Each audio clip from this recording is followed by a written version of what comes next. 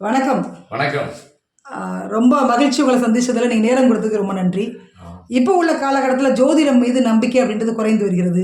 சொல்றதெல்லாம் பழிக்கவே மாட்டேங்குதுங்க அப்படின்றாங்க. என்ன விடயம், ஏன் அந்த மாதிரி இருக்கு? ஏன் நம்பிக்கை குறையுது? சொன்னது நடக்கல. இப்போ ஒருத்தங்க ஒரு கோயிலுக்கு போனா எதுக்கு போவாங்க? இறைவன் நமக்கு ஏதாவது நல்லது செய்யும். ஒரு மருத்துவர்கிட்ட எதுக்கு போவாங்க? நோய் நமக்கு ஏதாவது தீராது. ஒரு 20 வருஷம் 25 வருஷம் கஷ்டப்பட்டு உழைச்சி பெற்றவங்கெல்லாம் சேர்த்து வச்ச சொத்து சோகம்.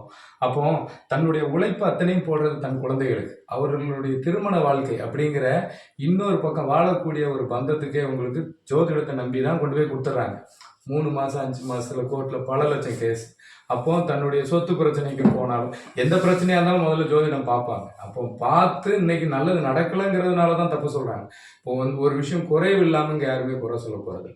நல்லதும் கெட்டதும் நம்மகிட்ட இருந்ததுன்னா அது குறை. அப்போ ஏன் ஜோதிடம் பழிக்கலை அப்படின்னா, அன்றைய காலங்களில் கணக்கு எழுதி கணக்கு போடுவாங்க. ஏன்னா ஜோதிடம்ங்கிறது நம் முன்னோர்கள் உருவாக்குனது. தமிழர்களின் பாரம்பரிய கலைகள் நிறையா இருந்தாலும் அதில் ஜோதிடக்கலை மூத்த கலை அப்படின்னா, ஏன்னா என்ன நடந்தாலும் இதில் கண்டுபிடிக்கும். ஒரு மனிதனுக்கு ஒவ்வொரு அணுவின் அசைவையும் கண்டுபிடிக்கக்கூடிய அளவுக்கு ஜோதிடம். அந்த அளவுக்கு வல்லுநர்கள் இருந்தாங்க. இன்னைக்கு அவங்களுடைய அணுக்கள் மட்டும்தான் நம்ம கிட்ட இருக்கு. காரணம், அந்த தமிழ் அழியாததுக்கு காரணம் அந்த தமிழர்களின் ரத்தமும் அணுக்களும் நம்ம உடம்புல தலைமுறையா வர்றதுனாலதான் இன்னும் இந்த ஜோதிடம்ங்கிற அஸ்திரம் அழியாம இருக்கு. அப்போ இதை காக்கணுங்கிறதுக்காக சில பேர் இன்னைக்கு வெறும் வருமானத்தின் அடிப்படையில தானே, வெறும் அன்னைக்கெல்லாம் ஒரு பாம்பு கடிச்சிருச்சுன்னா உடனே போய் ஊரே சேர்ந்து என்ன பண்ணி அவனை முழிக்க வச்சு என்ன மருந்துன்னு பார்ப்பாங்க. இன்னைக்கு நீங்க பணம் கட்டினாதான் ஆஸ்பத்திரியிலே சேர்ப்பாங்க. அது எல்லாமே சுயநலம் ஆயிடுச்சு, பணத்தின் தேவை. அப்போ கலியுகத்துல ஒரு ஒரு நல்லது நடக்கணும் அப்படின்னு சொன்னாலே நீ பணம் கட்டினாதான். முதல்ல வருஷத்துக்கு ஒருக்காவோ இல்லை ஒரு நல்ல விஷயத்துக்கு தான் ஜோதிடம் பார்க்கணும். இப்போ எல்லா விஷயத்துக்கும் ஜோதிடம். உங்களுக்கு தினப்பலன், வாரப்பலன், மாத பலன், வருட பலன், அந்த பயிற்சி, இந்த பயிற்சி. அப்போ இது எல்லாமே உனக்கு இது எல்லாமே ஒரு தடவை நல்லதோ கெட்டதுக்கோ உனக்கு ஏன் போற? ஒரு கோயில் குளத்துக்கோ ஸ்டேஷனுக்கோ எங்கேயாவது ஒரு போனோன்னா உன் பிரச்சனை தீர்வு தேடி தானே ஒரு கோர்ட்டுக்கே எதுக்கு போறோம்? குரு நமக்கு நல்ல தீர்வு, அதே குரு இதுல இருக்கு. அப்போ உங்களுக்கு எல்லாமே இதுல இருக்கும். உங்கள் வாழ்க்கையில நடைமுறையில நடக்கின்ற அத்தனைக்கும் உங்க அண்ணன் தம்பியாச்சு தப்பா A to Z, அதாவது அனைத்து விஷயங்களையும் கண்ணாடி போல் காட்டக்கூடியது நம்மளுடைய ஜோதிடம். ஏன்னா நம்ம ஒரு கடல்ல தத்தளிச்சுக்கிட்டு இருக்கோம்னா அதுக்கு திசை காட்டியா இருக்கிறது மணி, அந்த திசை காட்டி. அதே மாதிரி நம்ம வாழ்க்கையில தத்தளிச்சுட்டு இருக்கிறவங்களுக்கு ஒரு பிரபஞ்சத்தினுடைய கோள்களை வைத்து ஒரு திசை காட்டி மாதிரி ஆர்டர் வைஸ் கிளாக். அப்போ இந்த ஜோதிடத்தை வச்சு எல்லாமே சரி பண்ண முடியும். நம்ம 365 நாள் பார்ப்போம். 365 காலத்துக்கு தான் ஜோதிடமும் பார்ப்போம். வருஷத்துக்கு ஒரு நாளைக்கு 365 நாள், 65 4 வருஷத்துக்கு ஒருக்கா 366 நாள். இதுதான் ஒரு வருடம். அப்போ 365 நாளைக்கு கம்ப்யூட்டர்ல போட்டுருவாங்க. நீங்க எத்தனை மணிக்கு பிறந்தீங்க அந்த மணியை கரெக்ட் பண்ணி அப்படியே ஜோதிடம் போட்டுருவாங்க. உனக்கு என்ன ராசி, என்ன லக்னம். இப்போ ராசிங்கிறது 2.5 நாளைக்கு சந்திரன் ஒரு கட்டம் மாறுவார். இந்த ஒரு கட்டத்துல 9 பாதம் இருக்கும். ஒரு கட்டத்துக்குள்ள 9 பாதம். ஒவ்வொரு 2.5 நாள் சந்திரன் ஒரு கட்டத்துல இருந்தாருன்னா ஒவ்வொரு பாதமும் மாறுறதுக்கு சுமார் 6 to 7 மணி நேரம். ஒரு செகண்டுக்கு இத்தனை குழந்தைங்க பிறக்கும். அப்ப ராசி பலன்னா பொது பலன் அப்படின்னு தப்பிச்சிருவாங்க. எப்படி பொது பலன் அப்படின்னு தப்பிச்சிருவாங்க. உனக்கு நல்லது நடந்துச்சுன்னா அதான் ஏற்கனவே சொன்னமே அப்படின்னு சொல்லிடுவாங்க. கெட்டது நடந்தா அதனுடைய பார்வை பலனை பார்க்கணும் அவங்க தப்பிச்சிருவாங்க. இங்க இவ்வளவு கோர்ட்டு கேஸ் பிரச்சனை இருக்குன்னா பொருத்தம் பார்த்த எந்த ஜோதிடர்களும் அதுல சிக்கலையே நான் தான் பொறுப்புன்னு யார் தலையிட்டு இருக்கேன்? அதெல்லாம் கிடையவே கிடையாது. இங்க நல்லது நடக்கும்போது ஏத்துக்குவாங்க. நான் சொல்லி இது நடந்தது, நான் சொல்லி இது நடக்கலைங்கும் போது வரமாட்டாங்க. அதாவது நல்லதுக்கும் கெட்டதுக்கும் ஒரு விஷயம் நீ பண்றீங்கன்னா எல்லா விஷயத்தையும் ஏத்துக்கணும். அப்போ ஏன் இங்க தப்பு வருதுன்னா 9 பாதம். இதே லக்னத்தை வச்சுதான் பொருத்தம் பார்க்கணும். லக்னம்ங்கிறது 2 மணி நேரத்துக்கு ஒருக்கா மாறி 2 மணி நேரம். அப்போ உங்களுக்கு இது உள்ள இருக்கிற 9 பாதத்துக்கு 2 மணி நேரம்னா 10 to 12 நிமிஷத்துக்கு ஒரு பாதம் மாறிடும். அப்போ உயிர் நாடியே இதுதான் சொல்றோம். லக்னம் இதை வச்சுதான் பொருத்தம் பார்ப்பாங்க. உங்களுக்கு 7ஆம் இடம் பொருத்தம், இதுதான் மனைவி. மனைவி பொறுத்த வச்சா பார்ப்பாங்க. அப்ப இது கணவன் வச்சுக்கோங்களேன். கணவனுக்கு இதை வச்சோம்னா இது மனைவி. ஏன்னா பெண்கள் ஜாதகத்தை வச்சுதான் பொருத்தம் பார்ப்பாங்க. எப்படி? அப்போ இந்த வீட்டுல யார் உச்சம்னா சூரியன் உச்சம், இது செவ்வாய் வீடு, சனி நீச்சம். அப்போ இங்க சூரியன் சூரியனாலதான் ஒரு உயிர் உருவாகும். அப்போ சனிங்கிறது இரும்பு சத்து. உங்களுக்கு செவ்வாய்ங்கிறது பூமிக்காரகன் செவ்வாய் அப்படின்னு. அப்போ பூமியில தான் ஒரு சூரியன்கிற ஒளியால தான் ஒரு உயிர் உருவாகும் அப்படின்னு சொல்லுவாங்க. அப்போ அந்த சூரியன்கிறது சுக்கிரன் இல்லைன்னா குழந்தை இல்லைன்னு சொல்லுவாங்க. அப்போ இந்த வீடை யார் வீடுன்னா சுக்கிரன்ங்கிறது என்னது? கன்னிப்பெண். சுக்கிரன்ங்கிறது ஒரு கன்னிப்பெண். இங்கே யார் உச்சம்? சனி உச்சம். சனினா இரும்பு. அப்போ அவங்ககிட்ட அயன் சத்து, அதான் பெண்களுக்கு முதுகெலும்பு 2 தண்டுவடம்னு சொல்லுவாங்க இல்லையா. அப்போ சனி உச்சம், எலும்பு, சனி எலும்புக்கு அதிபதி. அப்போ போல்டா, இப்போ சனி இங்கே ஸ்ட்ராங்காக இருக்கு. அப்போ அந்த பொருத்தம் சரியா இருந்தால் தான் அந்த குழந்தையை தாங்கக்கூடிய, ஏன்னா உனக்கு கன்சீவாக இருக்கும்போது அந்த பேக்கனுடைய தெரியும்.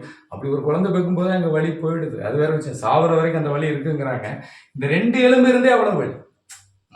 ஆனாலும் செமக்கவே முடியாது, எலும்பு உடஞ்சிரும், அவ்வளோதான், புதைக்க வேண்டியதுதான். அப்போ உங்களுக்கு இங்கே சனி உச்சம், சூரியன் நீச்சம்.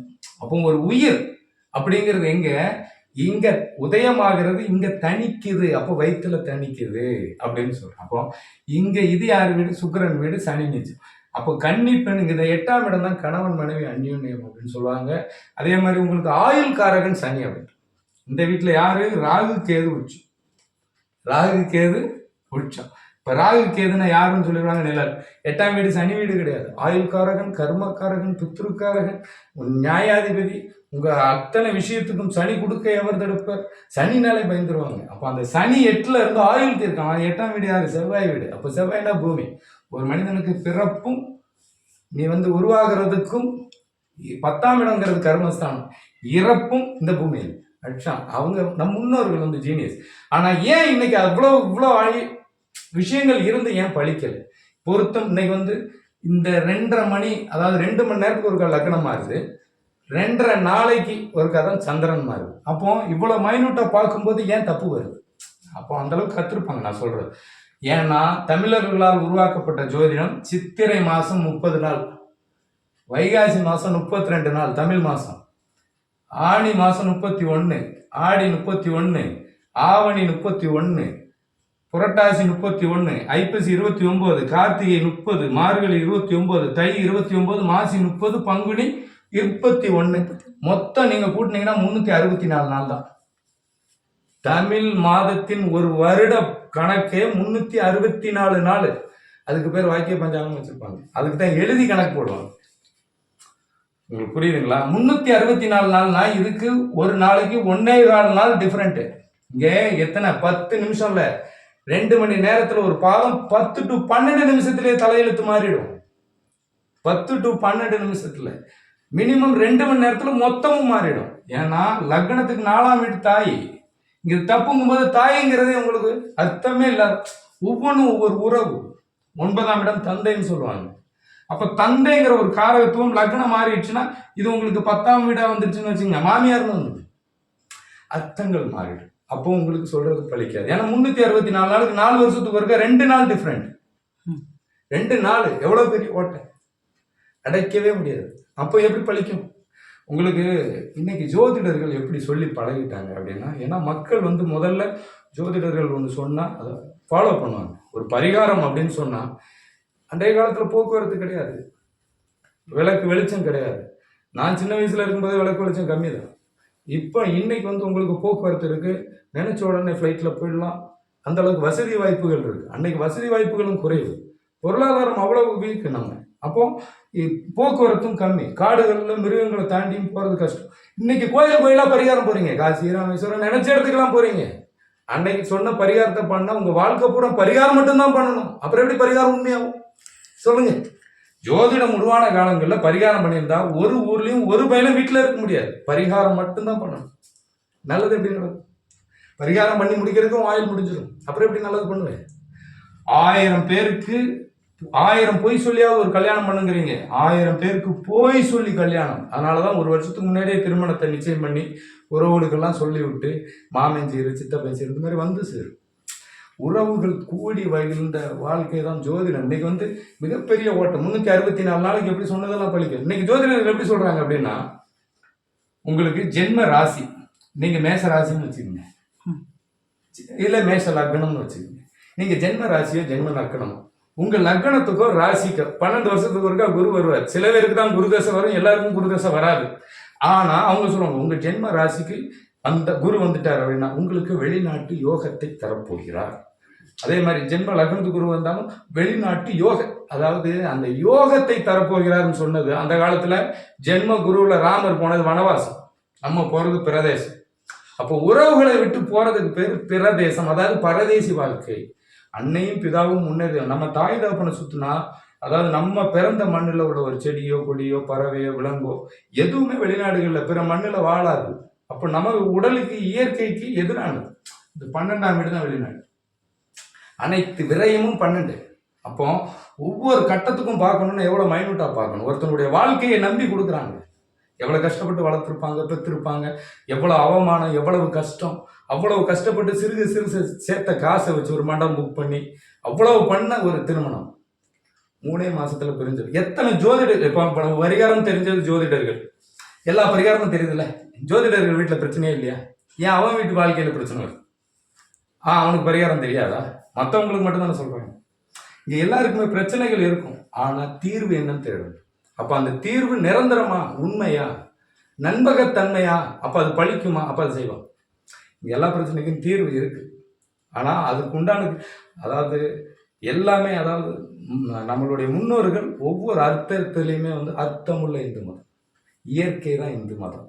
நீங்கள் எதை சாமிக்கிட்ட வைக்கல, மரம், செடி, பறவை, விலங்கு, பாம்பு எல்லாத்தையும் சாமிகிட்ட வச்சிருக்கோம், மாடு. ஒவ்வொரு அணுவையும் இறைவனா வணங்குகிறது இந்து மதம். அப்பேற்பட்ட இந்து மதத்தினர் உருவாக்கணும். இந்து மதம்ங்கிறது மார்க்கம், வழி. அப்போ மனிதனுடைய வாழ்வாதாரத்தை நிர்ணயிக்கக்கூடிய ஜோதிடம் தவறா போறதுக்கு காரணம் கணிப்பவர்களின் குற்றம், ஜோதிடத்தின் குற்றம் அல்ல. எப்படி? ஜோதிடத்தின் குற்றம் அல்ல. அதாவது ஒரு குழந்தை நல்லவனாய் வாழ்வதும் வளர்வதும், அதாவது இந்த குழந்தை மண்ணில் பிறக்கையில் நல்லவனே, அன்னை வளர்ப்பதில் தான் குற்றம்னா இதை பார்ப்பவர்களின் குற்றமே தவிர படைத்தவர்களின் குற்றம் இல்லை. படைப்பில் ஏது குற்றம்? புரியுதுங்களா? பிறகு சுரக்கின்ற நீரில் குற்றம் அல்ல, சேரும் இடத்தை பொறுத்து இருக்கு. அந்த மாதிரி சொல்ற விஷயத்தை பொறுத்து இருக்கு. எல்லா பிரச்சனைக்கும் தீர்வு இருக்கு. அப்ப இந்த பிரச்சனையை இவ்வளவு பெரிய ஓட்டையை, அப்போ நானா இருக்கிறேன் அப்படின்னா அது எப்படி சரி பண்ணணும்? நான் ஒரு பேர், உங்க பேர் என்னவா இருக்கட்டும், அந்த பேருக்கும் அந்த கிரகத்துக்கும் ஒரு கனெக்ஷன் இருக்கும். சூரியன்னா ஒரு பேர். இப்போ நமக்கு சீமான், இந்த மாதிரி பெரிய பெரிய கோ அப்படின்னா அரசன், இந்த மாதிரி உயர்வான சொல்களுக்கெல்லாம் அரசன் பேர். இந்த மாதிரி விஷயங்கள் ஒவ்வொரு கிரகத்துக்கும் ஒவ்வொரு பேர் இருக்கும்.